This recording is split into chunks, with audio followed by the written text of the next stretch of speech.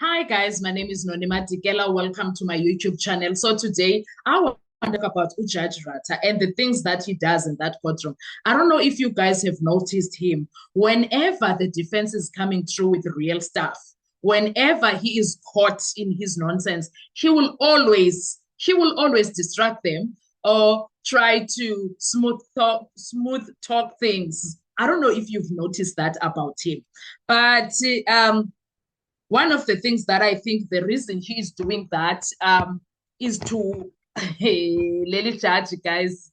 Lily Judge. What am I doing there? Oh God. Sorry. Sorry for distraction.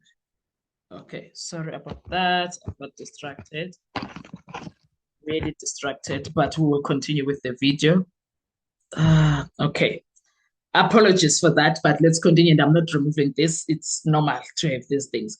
I've observed that Judge Rata is quite this thing of him being a soccer player in his other life is quite working out on him, and he uses that a lot in his Senzo Meyiwa case, because his tendencies of ramping are quite something else.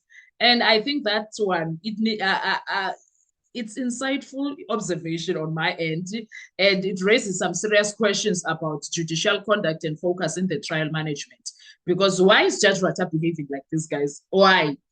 If Judge Rata Mukwatleng tends to off-ramp, meaning he digresses or shifts the discussion away from critical facts raised by the defense, and it can suggest a few possible things depending on the context of why he's doing the things that he does, but he does it in any case. That we cannot run away from.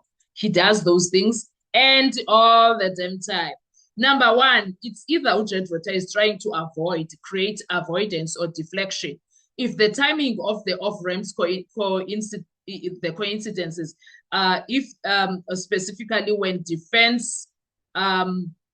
the defense presents strong factual or legal arguments, it may appear that the judge is deflecting from uncomfortable truths or avoiding deeper scrutiny of the state's weaknesses that can create the perception of bias or partiality. That's exactly what happened on Friday when Advocate Zitulele Nxumalo was doing his, after he was done doing his arguments. Because when Zitulele Nxumalo was doing his arguments, he pointed out a lot of things. Zungu is a single witness, and read a lot of things that he quoted during the Section 174 application. And then Judge Rata was found realizing that he made mistakes when it comes to that judgment of IQ's number 4's application for what you call this for the 174. So he admitted mistakes now. He said, who said that? Who said that? Me? And it was your judgment, my lord. He's like, I must have made a mistake. So there is something that he does. The second thing, when he realizes he lost focus of the proceedings, sometimes Judge Rata will digress intentionally due to poor case management, or especially when he sees that they caught him, he will digress. That he does. He's consistent when it comes to that. And it's difficult to maintain his focus on the real thing that happens there in terms of dealing with the facts of the case. It's difficult because now he still needs to make sure that he protects Baloyi's side. The legal core issues of it all, which affects the judicial credibility, he can't deal with them well because Baloyi's side of things is very much flawed. Very, very much flawed. And the third thing that he does, he is intentionally distracting for damage control. Whenever the effects that are put to him, he will intentionally distract the defense for damage control on the end of the state. In this case that looks like it's politically sensitive or something is going on with that case, the Senzo Meyiwa case, this high profile case. This judge This judge, I think ever since he started, maybe 1 week where we were happy with him. Then after that, he's been redirecting the discussion to protect the reputation of Baloyi or avoid setting precedents that could embarrass the state. That's what he does. It happens whenever the defense exposes contradictions. It also happens that he will signal into the state's protection rather than being neutral. He's never neutral in this case, never. The fourth thing that he does, he always, all the time, he is always talking about his experience, his 55 years experience, and then make it sound as if there is lack of legal depth or preparedness when it comes to the defense. But I know the law, I know this case, bring authorities to me, blah, blah, blah. But even if they bring them, it does not help. Sometimes I always think that this judge does not fully grasp the technicalities of being that are being raised by the defense, not because he is unable to grasp them, but because he is involved in so much complex procedural or constitutional law, section 35 rights that are always looked down upon in that case. Instead of admitting uncertainty, Judge Ratta is always changing the topic. He is always evasive when it comes to such things because Judge Ratta is consistently sidestepping critical effects or interrupts the logical flow when the defense exposes contradictions. It undermines confidence in their impartiality and competency. It can even form grounds for judicial review or appeal based on procedural unfairness or biasness from the judge side. And I don't think those are the things that he thinks about. I doubt highly that he thinks about those things. He doesn't care about those things. I think Judge Ratta looks at himself as someone who is untouchable. No one can do anything to him. No one can do whatever. I remember there was a time that Advocate Mgomezulu said to him, I'm going to do a special entry on you. He was like, go on, do it. Let's see if you're going to win. It's like he hopes that nothing is going to happen to him. He likes off-ramping from the truth. Whenever the defense drops facts, judge changes the topic. I've noticed that. I don't know about you guys. When facts are hitting, Ratta deflects. Where is justice in that? Because he's not holding on to the justice. He's just doing distractions.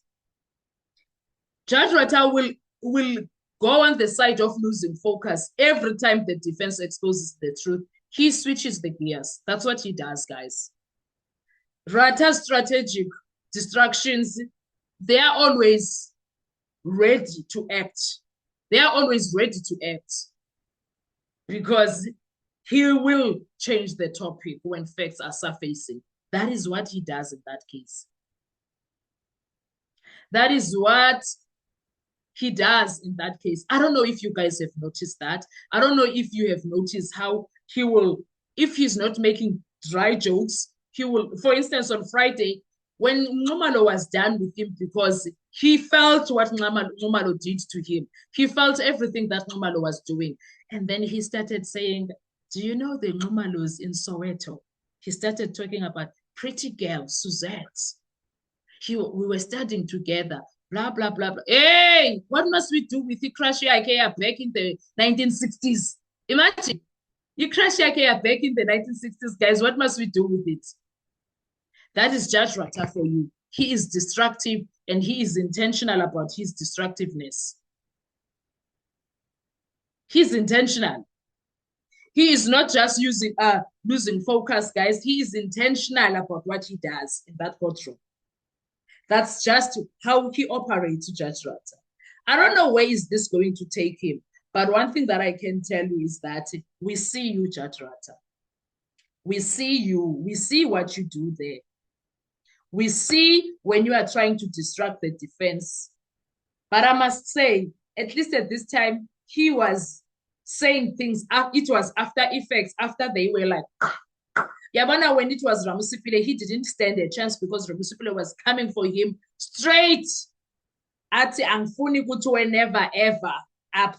Angfuni umuntu ozothi Ramusipile said. It is me.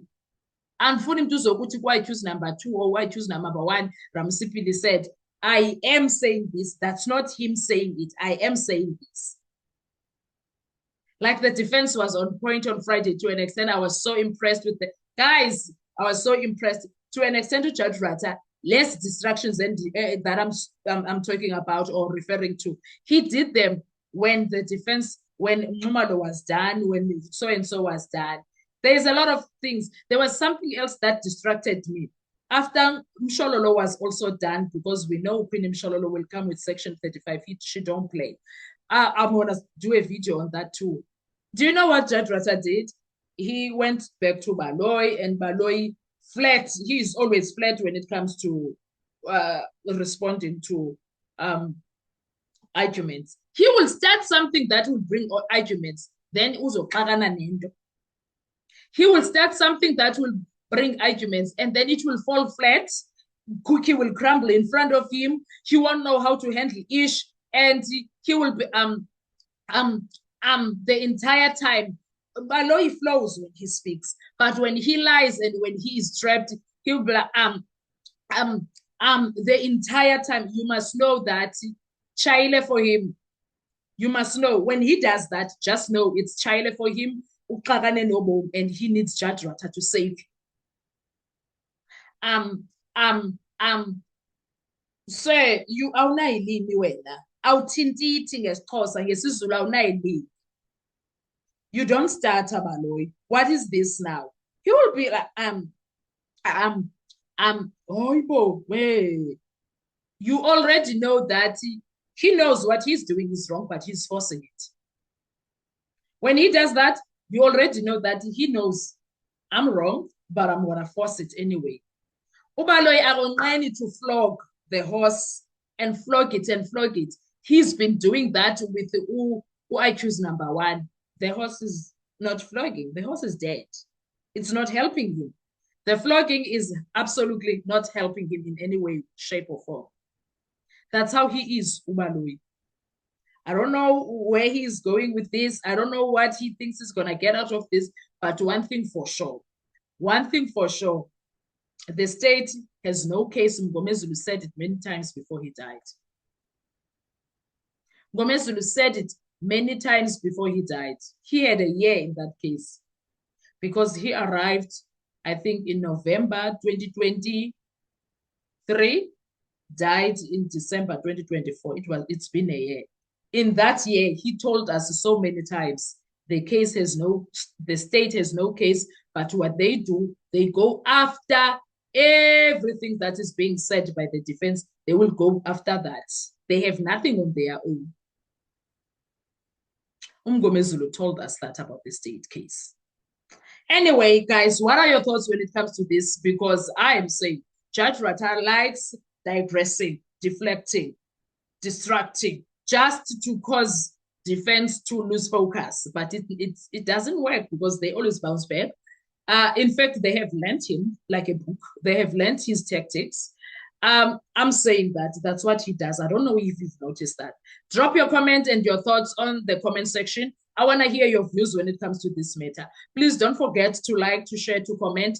And most importantly, please make sure you are subscribed on the channel. And also, please watch the videos up until the end. It helps the channel to grow. Thank you so much. I will see you on our next video. Bye-bye.